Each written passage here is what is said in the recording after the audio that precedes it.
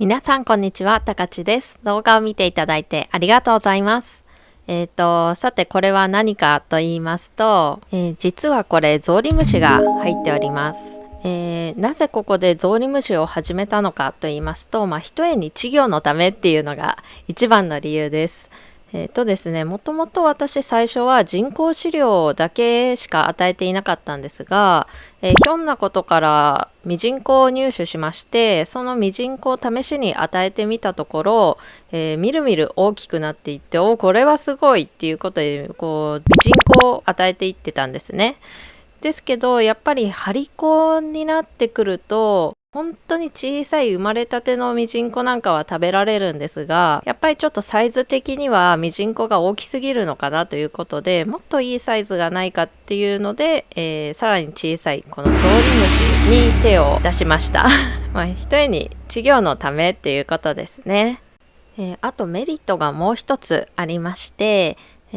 人工飼料ですとあげすぎたり餌食いが悪くて、残ってしまったりなんかすると、水質悪化につながります。ですけど、こうした天然の餌、ミジンコやゾウリムシっていうのは、多少あげすぎたとしても水の中で生きてますので、水を腐らせたりするっていうことは、ないかと思います。かつ餌食いが悪かったとしても残したとしても、お腹が空けばまたそこにすぐ餌があるので、いつでもメダカがいい時に食べられるっていうメリットがあります。ちなみにゾウリムシはどこで手に入れたかと言いますと、メダカ屋さんで購入することができました。で、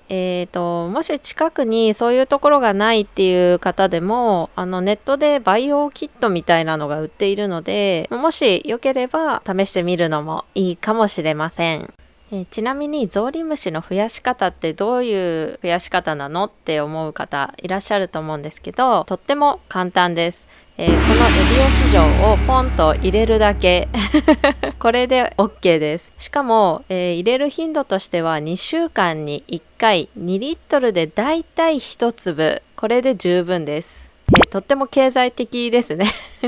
なぜエビオス錠を使うのかと言いますと、単純にゾウリムシを購入したメダカ屋さんがこの方法で培養していたからです。もうそっくりそのまま同じ方法で、培養しております。ネットを見ると米の研ぎ汁であったりなんだりっていうのも、見かけたりするんですけど、それももちろん大丈夫です。ただ我が家では無洗米を使っているので、米の研ぎ汁が出ないということで、このエビオス錠を、購入しました。米の研ぎ汁の方が経済的にもお得なので、もしお金をかけたくないっていう方はそちらの方をおすすめします。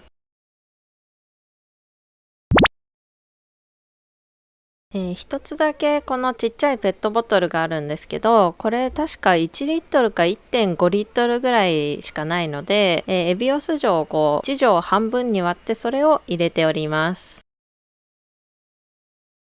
こうして餌をあげ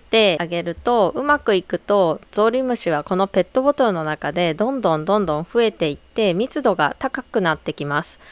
で、そうしたら空のペットボトルをもう一つ用意して、半分から3分の1ぐらいですかね、分けてあげます。で、残りをカルキ抜きした飼育水を入れてあげます。そうすると一時的に密度は下がりますが、その中でまたどんどん増えていくので、そうしたらゾウリムシの培養は成功です。増えたゾウリムシを餌としてあげて、また減った分水を新しく足してあげるっていうことを繰り返していけば、ペットボトルの中のゾウリムシが全滅していない限りは、そういうのサイクルを続けることによって、半永久的にゾウリムシの餌が手に入るということになります。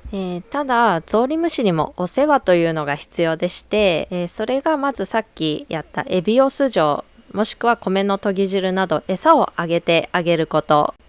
そして2つ目が空気を送り込んであげることです。こうしてペットボトルに蓋をして、シェイクします。これを毎日1日1回必ず行います。シェイクをしないと水がよどんで、あとは空気が入っていかないのでゾウリムシが全滅してしまう可能性があります。そう考えたら培養するペットボトルは同じ種類のペットボトルを使うことをおすすめします。なぜかって言いますと、収納する時に形が同じ方がぴったり収まりがいいんですよね。あと最大の理由としてはキャップが同じっていうことですね。なぜかっていうと、基本的にこのペットボトルで保管する場合、キャップを開けて中に空気が入っていくように、蓋を外した状態で保管をします。なのでキャップが必要になる時っていうのはシェイクして攪拌する時だけなんですよね。ペットボトルの種類が多いとそれだけキャップをストックしておかなければいけないので、いちいちペットボトルの蓋を何個も用意しておくのもめんどくさいので、同じ容器で同じ蓋を使うっていうのをおすすめしてあります。でないと今の私のこの動画の状況のようにこのペットボトルの蓋を探し回る羽目になります。ちなみに保管方法としては、私はなるべく薄暗いところ、全く日光が入らないようなところで保管をしております。絶対ダメだと言われているところが、直射日光がガンガンに当たるところ、これは培養においては不向きな場所だと言われております。あと温度変化が激しいところですね。これも、適さない場所ということなんで、私は発泡スチロールのケースに、蓋を開けたペットボトルを並べて、日光が入らないように、遮光の意味でアルミホイルを上からかぶせて保管をしております。温度差がそんなに激しくなければ常温でも大丈夫ということなので、外に置いて保管をしております。なぜ外なのかと言いますと、本当は室内の方が培養しやすいのかなっていう噂は聞くんですが、いかんせん臭い、すごく臭いんですよね、このゾウリムシって。そうですね、オブラートに包んで例えて言うならばおならの匂い、しかもベジタリアンじゃなくてお肉とかファーストフードとかガンガン食べるおならの匂いがしとにかく臭いです。なので最初は室内に置いておいたんですけど、ちょっとあまりにも臭すぎて換気扇が止められなくなったので、私は屋外にお引っ越しさせました。この真夏のガンガン暑い気温の中でも無事に培養は成功しているので、特に温度についてはそんなに温度変化さえ気をつけていればさほど気にしなくてもいいのかなとは思います。ただこの状態で真冬を過ごせるかどうかはこれから検証していきたいと思うところです。はい、それではここで培養されたゾウリムシどんな感じなのか見ていきたいと思います。さすがに顕微鏡は持っていないので、カメラでお伝えすることしかできないんですけれども、見えますか？この白く点々点々点々ってあるやつ、これがみんなゾウリムシです。カメラ越しだとちょっとお伝えできないんですけど、肉眼でよーく見てみると、わずかにうにょうにょ動いているのが確認できました。この肉眼でギリギリ見えるこの小ささがハリコにとってはベストなサイズの餌なのかもしれません。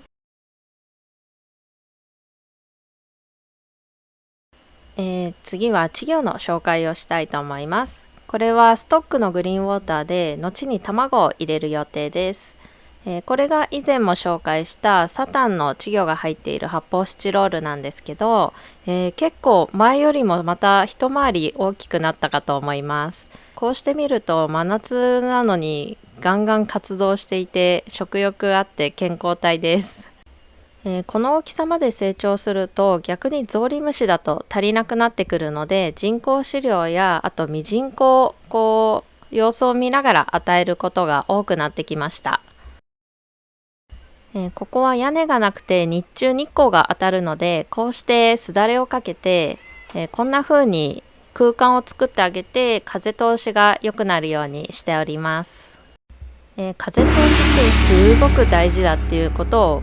思い知らされた事例があるんですけど、それがこちら。現在2匹の稚魚がいるんですが、1ヶ月ほど前はもっとたくさんいました。ただ急にバタバタと死に始めたんですよね。その原因がこちら。ネットと水面がこう接触していて、空気の通りが極端に悪くなってしまいました。これに気づかない私はこの状態にさらに上からすだれをかけて、空気の通りが悪いどころではない状態にしてしまったんですね。でこれに暑さが加わって、中の空気がどんどん少なくなっていってるのに、水面に物が接触しているせいで空気が入っていかない、酸素量が低下していって、稚魚がバタバタと星になってしまいました。ただそのネットを今は取り払って、すだれをこうして空間を空けるようにふわっとかけてあげることで、この2匹の稚魚は今も元気です。こちらの容器も全部うちで生まれた子たちなんですけども、この子たちはみんな3月4月で羽化した子でして、寒さのせいか餌食いがあんまりよろしくなくて、成長スピードも、後から生まれた子に比べると少し遅めになっております。ただ今年の夏はこうして稚魚用ネットを浮かべているんですが、卵もつけてくれたので、良かったなと思います。来年の夏はもっと卵をつけてくれることを期待しております。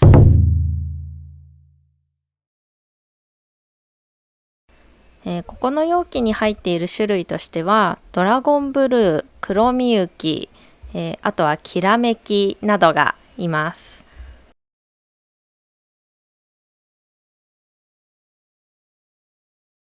こちらの容器に入っているのは、国宝とサンセット極み竜のヒレナガの稚魚がいます。この黒っぽい稚魚が国宝です。そして白っぽいこのなんかちょっとキラキラしたのがサンセット極み竜の稚魚でございます。何匹か入っているんですけど、もう結構いい大きさまで成長してくれたかなと思います。あとはもう無事にこのままどんどん大きくなって越冬できるぐらいまで体力がつけばいいかなと思います。はい、こちらは前回の動画で紹介させていただいたブラックダイヤ2020です。前回の動画にはなかったプラスチックケースが追加されているのがわかるかと思います。こちらはですね、おなじみのそこら辺にあるプラスチックケースに穴を開けて、こうして100均で買った竹串に紐を通して釣っているだけの簡単な簡易稚魚隔離ケースでございます。なぜ隔離しているのかと言いますと、外にいる子と中にいる子、大きさ比べてみますと全然大きさが違うかと思います。小さい子っていうのは追い回されたり、あとは餌を取られたりしてしまって、ちょっと成長スピードが遅くなってしまうんですね。で、それだけだったらまだしも、やっぱり追い回されたストレスっていうので、この間ですね、ちょっと2匹稚魚が落ちてしまっているのを発見しまして、急遽、特に小さいこの2匹を隔離することにしました。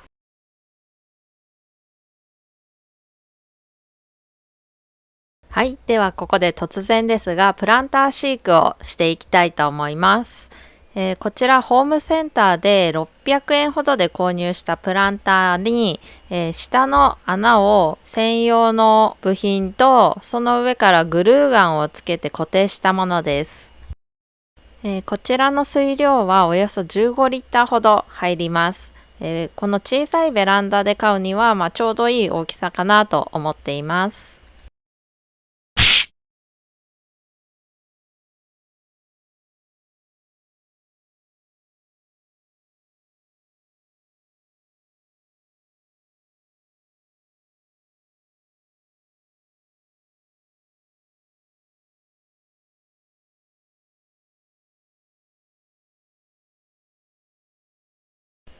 今回用意したプランターはこちらの発泡スチロールで飼育していたメダカのお引っ越し用です。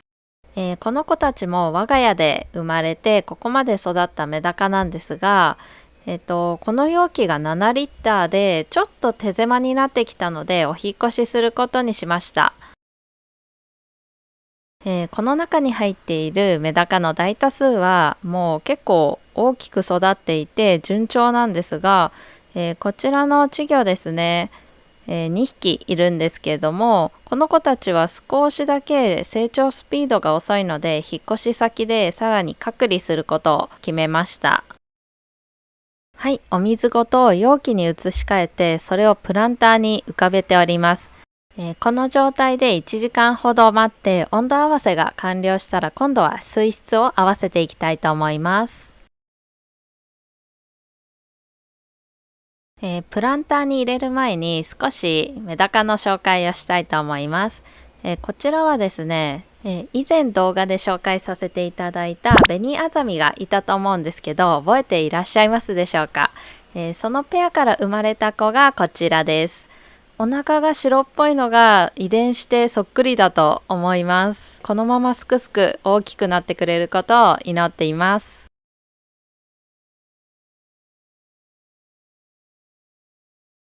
はい、そして次にこちら、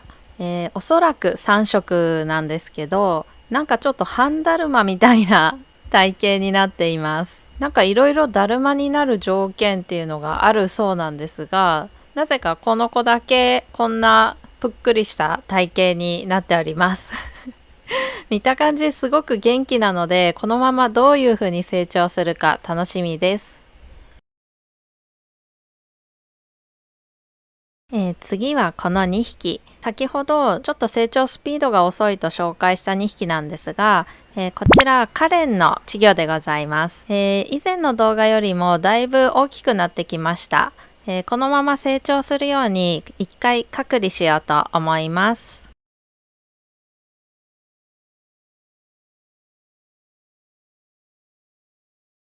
はい、それでは、カレンの緊急用シェルターを作っていきたいと思います。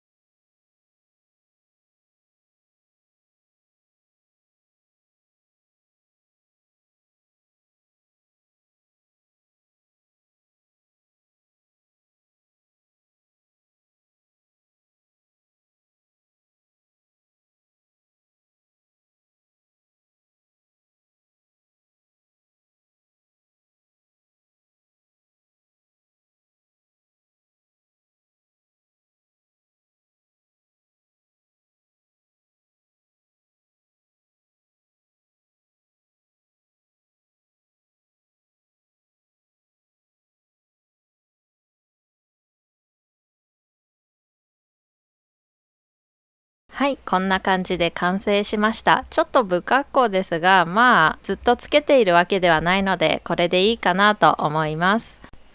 あり合わせで作ったこのシェルターなんですが、まだまだ改良の余地はありそうです。